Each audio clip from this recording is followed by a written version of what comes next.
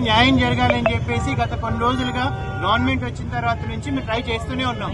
ఈరోజు కలెక్టర్ గారిని కలిసాము, ఎస్పీ గారిని కలిసాము, చంద్రబాబు నాయుడు గారికి కూడా రిప్రజెంటేషన్ ఇవ్వడం జరిగింది. కమిటీ ఏర్పాటు చేస్తామన్నారు, జరుగుతా ఉంది.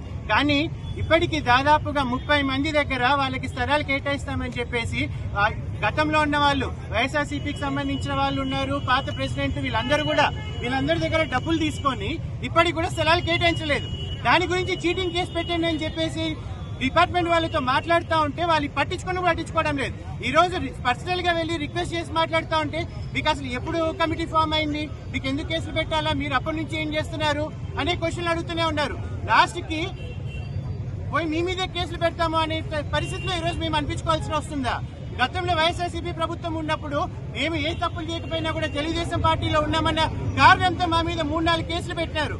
ఈ రోజు తప్పు చేస్తున్నారని చెప్పేసి సాక్ష్యాలతో చూపిస్తా ఉంటే ఈ రోజు ఈ డిపార్ట్మెంట్ వాళ్ళు వచ్చేసి మా మీద రిటర్న్ కేసులు పెడతామని చెప్పడం కూడా చాలా దౌర్భాగ్యమైన పరిస్థితిగా ఉంది. ఈ రోజు ఖచ్చితంగా తప్పు చేసిన వాళ్ళ మీద కేసులు పెట్టింది ఈ రోజు ఇక్కడ నుంచి లేసే ప్రసక్తే లేదు.